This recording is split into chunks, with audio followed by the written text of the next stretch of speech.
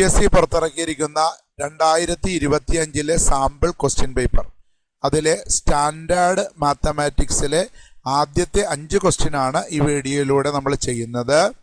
Board എക്സാമിന് തയ്യാറെടുക്കുന്ന കുട്ടികളെ സംബന്ധിച്ചിടത്തോളം വളരെ ഇമ്പോർട്ടൻ്റ് ആണ് സാമ്പിൾ ക്വസ്റ്റ്യൻ പേപ്പർ.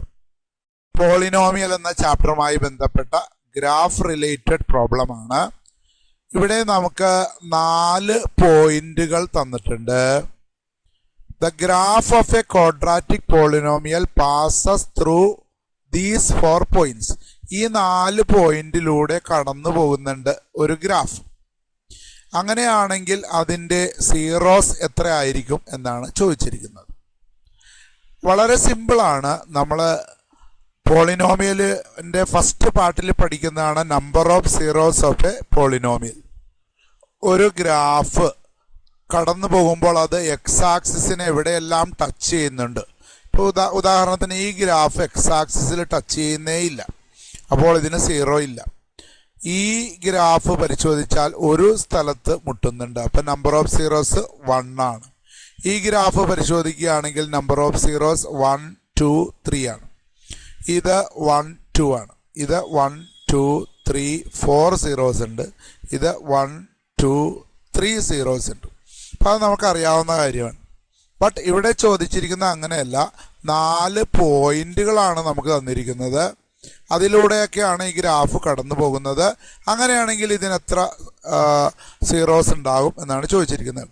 വളരെ സിമ്പിളായിട്ട്, വളരെ ഈസി ആയിട്ട് നമ്മൾ നോക്കാനാണെങ്കിൽ വൈ കോർഡിനേറ്റ് എവിടെയെല്ലാം സീറോ ആകുന്നുണ്ട് അതാണ് ആ സീറോസ്. ഇപ്പം ഈ ഒന്നാമത്തെ കോർഡിനേറ്റിൽ വൈ കോർഡിനേറ്റ് സീറോ ആകുന്നുണ്ട്. അപ്പോൾ അത് അവിടുത്തെ എക്സിൻ്റെ വാല്യൂ, അതായത് എക്സ് ആക്സിസിൽ ടച്ച് ചെയ്യണമെങ്കിൽ എക്സ് ആക്സിസിലെ പോയിന്റുകൾ എന്ന് പറഞ്ഞാൽ അർത്ഥം അവിടുത്തെ വൈ കോർഡിനേറ്റ് സീറോ ആയിരിക്കും.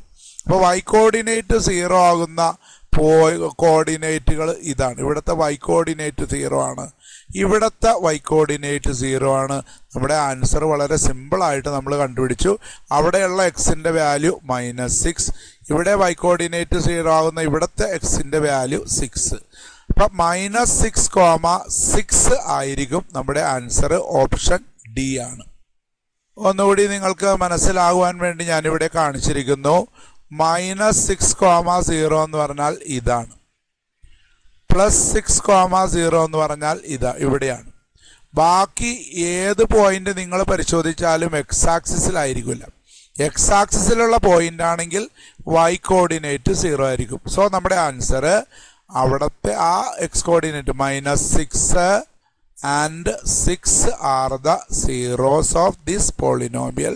So option D. Pair of linear equations in 2 variables എന്ന ചാപ്റ്ററിലെ പ്രോബ്ലം ആണ്. 2 ലീനിയർ ഇക്വേഷൻ തന്നിരിക്കുന്നു. 2 വേരിയബിളുള്ള 2 ലീനിയർ ഇക്വേഷൻ തന്നിരിക്കുന്നു. ഇതിൽ കേക്ക് ഏത് വാല്യൂ കൊടുത്താൽ ഇത് ഇൻകൺസിസ്റ്റൻ്റ് ആകും. അതായത് ഇതിന് ഒരു സൊല്യൂഷൻ ഇല്ലാത്ത അവസ്ഥയിലേക്ക് വരണമെങ്കിൽ കെയുടെ വാല്യൂ എന്തായിരിക്കണം? ആദ്യം തന്നെ നമുക്ക് തന്നിരിക്കുന്ന ഇക്വേഷനെ ഒന്നിങ്ങോട്ടേക്ക് എടുത്തെഴുതുമ്പോൾ സ്റ്റാൻഡേർഡ് രൂപത്തിലേക്ക് എടുത്തെഴുതുക. =7 എന്നുള്ളത് 7 ഇപ്പുറത്തേക്ക് വരും. അപ്പോൾ -7 = 0. അതേപോലെ അപ്പുറത്ത് കിടക്കുന്ന 3യെയും ഇപ്പുറത്തേക്ക് കൊണ്ടുവന്ന് എഴുതുക. നോക്കുക, തന്നിരിക്കുന്ന ഇക്വേഷനെ സ്റ്റാൻഡേർഡ് രൂപത്തിൽ എഴുതി 3x - ky ഇപ്പുറത്തേക്ക് വരുമ്പോൾ -7 = 0. ഇത് 6x + 10y -3 = 0. നമുക്ക് എന്താണ് ഒരു 2 ലീനിയർ ഇക്വേഷൻ ഇൻകൺസിസ്റ്റൻ്റ് ആകണമെങ്കിൽ അതിൻ്റെ കണ്ടീഷൻ എന്താണ്? ഇതാണ് അതിൻ്റെ കണ്ടീഷൻ. എന്താണ്? a1/a2 = b1/b2 ആയിരിക്കണം. എന്നാൽ c1/c2 ഈക്വൽ ആകാനും പാടില്ല. അപ്പം a1 a2 ഇത് b1 ഇത് b2 ഇത് c1 ഇത് c2. അതേപോലെ നമ്മൾ എഴുതി a1 എക്സിൻ്റെ കൂടെ കിടക്കണം. ആദ്യത്തെ ഇക്വേഷൻ്റെ എക്സിൻ്റെ കൂടെ കിടക്കുന്ന ആൾ a1, രണ്ടാമത്തെ ഇക്വേഷൻ്റെ എക്സിൻ്റെ കൂടെ കിടക്കുന്ന ആൾ a2, അതേപോലെ b1 b2 c1 c2. അപ്പോൾ 3/6 A1/A2 equal to B1/B2. B1 എന്ന് പറഞ്ഞാൽ വൈയുടെ കൂടെ കിടക്കണ ഈ -k ആണ്, അതെടുക്കണം. മൈനസ് ഉണ്ടെങ്കിൽ എടുത്തിരിക്കണം. -k/10 but not equal to -7/-3. ഇതാണ് നമ്മുടെ കണ്ടീഷൻ. നമുക്ക് കെയുടെ വാല്യൂ ആണ് കണ്ടുപിടിക്കേണ്ടത്. കെയുടെ വാല്യൂ കണ്ടുപിടിക്കുവാൻ നമുക്ക് ഇത് എടുക്കണമെന്നില്ല, ഇത് രണ്ടും കൂടി ഈക്വേറ്റ് ചെയ്താൽ മതി. അതായത് 3/6 ഇപ്പുറത്ത് കിടക്കുന്ന 10 ഇങ്ങോട്ട് വരുന്നു. 10 ഈക്വൽ ടു -k. അപ്പോൾ നമുക്കറിയാം 10 × 3 അല്ലെങ്കിൽ ഇത് കട്ട് ചെയ്ത് കളയാം. 1/2. 10/2 ചെയ്യുമ്പോൾ -kയുടെ വാല്യൂ 5 എന്ന് കിട്ടും. ഇത് കട്ട് ചെയ്ത് പോവും 5. ഓക്കെ. അപ്പം -kയുടെ വാല്യൂ 5 ആണെങ്കിൽ കെയുടെ വാല്യൂ -5 ആയിരിക്കും. നമുക്കിവിടെ ആൻസർ കിട്ടി, ഓപ്ഷൻ ബി. സർക്കിൾസിലെ ടാൻജൻറ്റും സീക്കൻറ്റും ഒക്കെ ആയി ബന്ധപ്പെട്ട ഒരു ക്വസ്റ്റ്യൻ ആണ്. Which of the following statements is not true?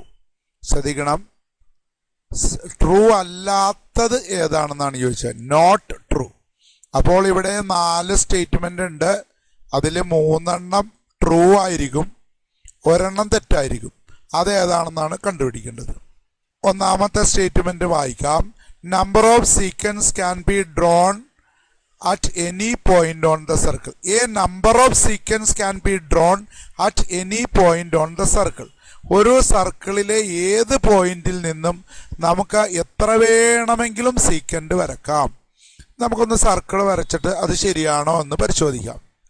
ഞാൻ സർക്കിൾ വരച്ചിരിക്കുന്നു. സർക്കിളിൽ ഒരു പോയിന്റ് എടുത്തിരിക്കുന്നു.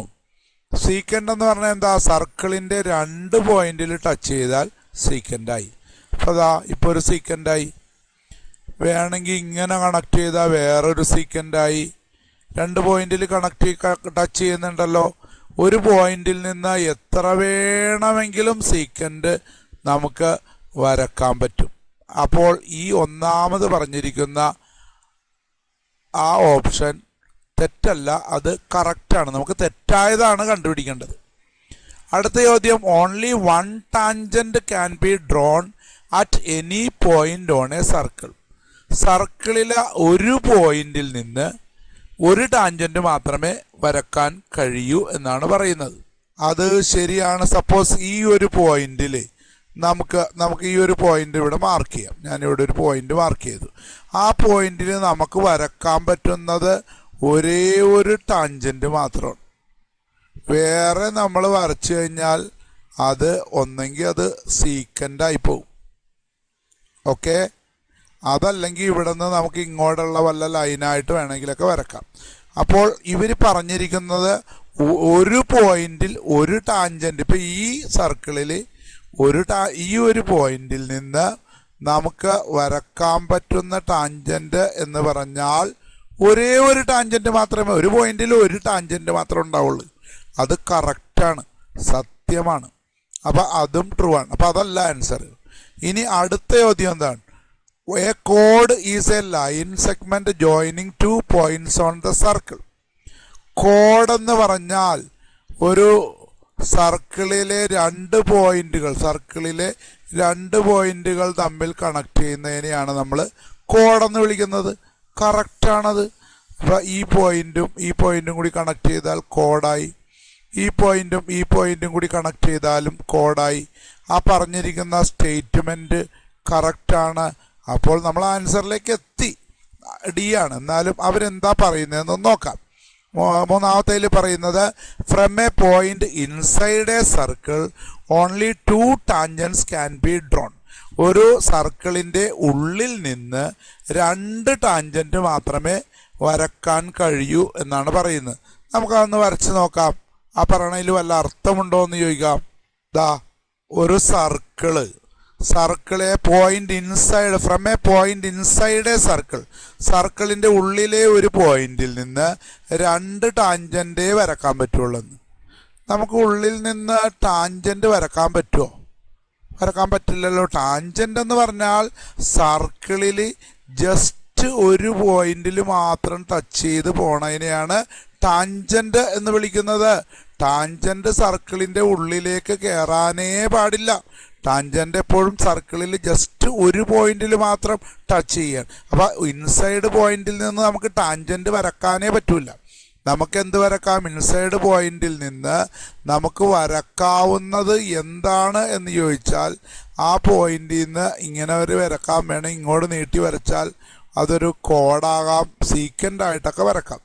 ഇൻസൈഡിലെ പോയിന്റിൽ നിന്ന് നമുക്ക് ഒരിക്കലും ഒരു ടാൻജന്റ് വരക്കാൻ പറ്റില്ല. അപ്പം ടാൻജൻറ്റേ വരക്കാൻ പറ്റുള്ളൂ. പിന്നെ ബാക്കി കാര്യം 2 ടാൻജൻറ്റേ ഉള്ളെന്ന് പറയണതിൽ കാര്യമില്ല. അപ്പോൾ ഇതാണ് തെറ്റായ സ്റ്റേറ്റ്മെൻറ്റ്. അപ്പം നമ്മുടെ ഓപ്ഷൻ ഇതിനകത്ത് തെറ്റ് ഏതാണെന്നാണ് അവർ ചോദിച്ചത്. തെറ്റായത് ഡി ആണ്. അപ്പോൾ ഡി ആണ് നമ്മുടെ ആൻസർ. അരിത്തമെറ്റിക് പ്രോഗ്രഷനുമായി ബന്ധപ്പെട്ട പ്രോബ്ലമാണ്. nth ടേം കാണാൻ ഇവരൊരു ഫോർമുല തന്നിരിക്കുന്നു. കോമൺ ഡിഫറൻസ് കണ്ടുപിടിക്കുക. വളരെ സിമ്പിളായ ക്വസ്റ്റ്യനാണ്. nth ടേം കാണാൻ അവർ ഒരു ഫോർമുല തന്നിട്ടുണ്ട്. അത് ഉപയോഗപ്പെടുത്തിക്കൊണ്ട് കോമൺ ഡിഫറൻസ് കണ്ടുപിടിക്കുക. അപ്പോൾ അവർ തന്ന ഫോർമുല നമുക്കൊന്ന് എടുത്തെഴുതാം. അവർ തന്ന ഫോർമുല an = 7n - 4. അപ്പോൾ ഇപ്പോൾ ഒന്നാമത്തെ ടേമാണ് കണ്ടുപിടിക്കേണ്ടെങ്കിൽ എന്നിന് സ്ഥാനത്ത് 1 ഇട്ട് കൊടുക്കുക. രണ്ടാമത്തെ ടേമാണ് കണ്ടുപിടിക്കണമെങ്കിൽ എന്നിൻ്റെ സ്ഥാനത്ത് 2 ഇട്ട് കൊടുക്കുക. നമുക്ക് ഒന്നാമത്തെയും രണ്ടാമത്തെയും കണ്ടുപിടിക്കാം. ഇതാ നമ്മൾ ഒന്നാമത്തെ ടേം കണ്ടുപിടിച്ചിരിക്കുന്നു. ഒന്നാമത്തെ ടേം കണ്ടുപിടിക്കാനായിട്ട് n എവിടെയുണ്ടോ അവിടെയെല്ലാം 1 ഇട്ട് കൊടുക്കുക. അപ്പോൾ 7 × 1 - 4. 7 × 1 എന്ന് പറഞ്ഞാൽ 7 ആണ്. 7ൽ നിന്ന് 4 മൈനസ് ചെയ്താൽ 3. അപ്പോൾ ഒന്നാമത്തെ ടേം A1 എന്നും പറയാം, A എന്നും പറയാം. അത് 3 ആണ് എന്ന് കിട്ടി. ഇതേപോലെ തന്നെ നമുക്ക് രണ്ടാമത്തെ ടേമും കണ്ടുപിടിക്കാം. എന്നിൻ്റെ പ്ലേസിൽ 2 ഇട്ട് കൊടുക്കുന്നു. അപ്പോൾ രണ്ടാമത്തെ ടേം കണ്ടുപിടിക്കാൻ 7 × 2 - 4.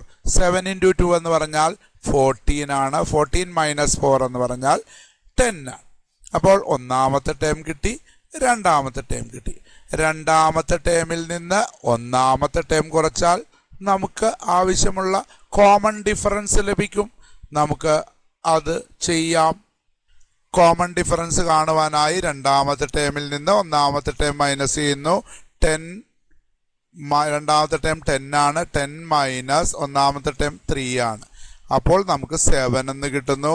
7 എന്ന് പറയുന്ന ഓപ്ഷൻ ഈ എ ആണ്. So this is our answer. Surface area and volume എന്ന ചാപ്റ്ററിലെ ഒരു ക്വസ്റ്റ്യൻ ആണ്. ഇവിടെ തന്നിരിക്കുന്നു ഒരു radius of the base of right circular cone. അതായത് ഒരു കോണിൻ്റെ റൈറ്റ് സർക്കുലാർ കോൺ എന്ന് പറയുന്നത് നേരെ ഇരിക്കുന്ന ഒരു കോൺ. നമുക്ക് കോണെന്ന് എടുത്താൽ മതി. ഒരു കോണിൻ്റെ ബേസ് റേഡിയസും and radius of a sphere, ഒരു സ്ഫിയറിൻ്റെ റേഡിയസും രണ്ടിൻ്റെയും റേഡിയസ് 5 സെൻറ്റിമീറ്റർ ആണെന്ന് പറഞ്ഞിരിക്കുന്നു. മറ്റൊരു കാര്യം കൂടി പറഞ്ഞിരിക്കുന്നു. കോണിൻ്റെ കോണിൻ്റെ വോളിയവും സ്ഫിയറിൻ്റെ വോളിയവും ഈക്വൽ ആണ് എങ്കിൽ ഹൈറ്റ് കണ്ടുപിടിക്കുക. തന്നിരിക്കുന്നത് 2 കാര്യങ്ങളാണ്. കോണിൻ്റെ റേഡിയസും സ്ഫിയറിൻ്റെ റേഡിയസും 5 സെൻറ്റിമീറ്റർ ആണെന്ന് തന്നിരിക്കുന്നു. കോണിൻ്റെ വോളിയവും സ്ഫിയറിൻ്റെ വോളിയവും ഈക്വൽ ആണെന്നും പറഞ്ഞിരിക്കുന്നു. നമുക്ക് കണ്ടുപിടിക്കേണ്ടത് ഹൈറ്റാണ്. അപ്പോൾ നമുക്ക് ആദ്യം തന്ന കാര്യങ്ങളൊന്ന് എഴുതാം. അതിനു മുമ്പ് ഒരു ചെറിയ ചിത്രം വരക്കാം. വെറുതെ കൈകൊണ്ട് ഒരു കോൺ വരച്ചിരിക്കുന്നു, വെറുതെ കൈകൊണ്ട് ഒരു സ്ഫിയറും വരച്ചിരിക്കുന്നു. കോണിൻ്റെ റേഡിയസ് 5 സെൻറ്റിമീറ്റർ ആണ്, സ്ഫിയറിൻ്റെ റേഡിയസും 5 സെൻറ്റിമീറ്റർ ആണ്. രണ്ടാമത് പറഞ്ഞിരിക്കുന്നത് ഇവിടെ രണ്ടുപേരുടെയും വോളിയം ഈക്വൽ ആണ്. അപ്പോൾ കോണിൻ്റെ വോളിയം കാണാനുള്ള ഫോർമുല 1/3 πr²h. ഓർക്കുക, കോണിൻ്റെ വോളിയം കാണുവാനുള്ള ഫോർമുല 1/3 πr²h. അതേപോലെ സ്ഫിയറിൻ്റെ വോളിയം കാണാനുള്ള ഫോർമുല 4/3 πr³. നമുക്കത് എഴുതാം. ഇതാ ഞാൻ എഴുതിയിരിക്കുന്നു. കോണിൻ്റെ വോളിയം കാണുവാനുള്ള ഫോർമുല 1/3 πr²h. സ്ഫിയറിൻ്റെ വോളിയം കാണുവാനുള്ള ഫോർമുല 4/3 πr³. രണ്ടിൻ്റെയും റേഡിയസ് ഈക്വൽ ആയത് കാരണം നമ്മൾ സ്മോൾ ആർ എന്ന് തന്നെയാണ് ഇവിടെ എടുത്തിരിക്കുന്നത്. ഇവരുടെ വോളിയവും ഈക്വൽ ആണ് എന്ന് പറഞ്ഞിട്ടുണ്ട്. അങ്ങനെയാണെങ്കിൽ ഈ പാർട്ടും ഈക്വൽ ആയിരിക്കും. നമുക്ക് കണ്ടുപിടിക്കേണ്ടത് എച്ച് ആണ്, അതും ഓർത്തിരിക്കുക. നോക്കുക, നമ്മളോട് പറഞ്ഞിരിക്കുന്നു കോണിൻ്റെ വോളിയവും സ്പിയറിൻ്റെ വോളിയവും ഈക്വൽ ആണ്. അത് നമ്മൾ ഇങ്ങോട്ടേക്ക് എടുത്തെഴുതിയിരിക്കുന്നു. 1/3 pi R square H equal to 4/3 pi R cube. ഇതിൽ നമുക്ക് കുറേ കാര്യങ്ങളെല്ലാം കട്ട് ചെയ്തു പോകും. ഇവിടെയും ഒരു /3 ഉണ്ട്, അവിടെയും ഒരു /3 ഉണ്ട്, ഇവിടെയും ഒരു പൈ ഉണ്ട്, അവിടെയും ഒരു പൈ ഉണ്ട്. ഇവിടെ ആർ സ്ക്വയർ ഉണ്ട്, ഇവിടെ ആർ ക്യൂബ് ഉണ്ട്. അപ്പോൾ ഇവിടുത്തെ ആർ സ്ക്വയറും ആർ ക്യൂബ് എന്ന് പറഞ്ഞാൽ ആർ സ്ക്വയർ ഇൻറ്റു ആർ ആണ്. അതായത് 3 ആർ ഉണ്ട്, അതിൽ 2 ഇതുമായിട്ട് കട്ട് ചെയ്ത് പോയി. അപ്പോൾ നമുക്ക് ഫൈനലായിട്ട് കിട്ടിയിരിക്കുന്നത് H equal to 4 into radius എന്ന് പറയും. അപ്പം 4ഉം ബാക്കിയുണ്ടാവും, ഈ ഒരു റേഡിയസും ബാക്കിയുണ്ടാവും. 4 ഇൻറ്റു ആർ. നമുക്കറിയാം റേഡിയസ് അവർ തന്നിട്ടുണ്ട് 5 സെൻറ്റിമീറ്റർ. 4 ഇൻറ്റു 5 എന്ന് പറഞ്ഞാൽ 20 സെൻറ്റിമീറ്റർ. ഓപ്ഷൻ ബി ആണ് നമ്മുടെ ആൻസർ.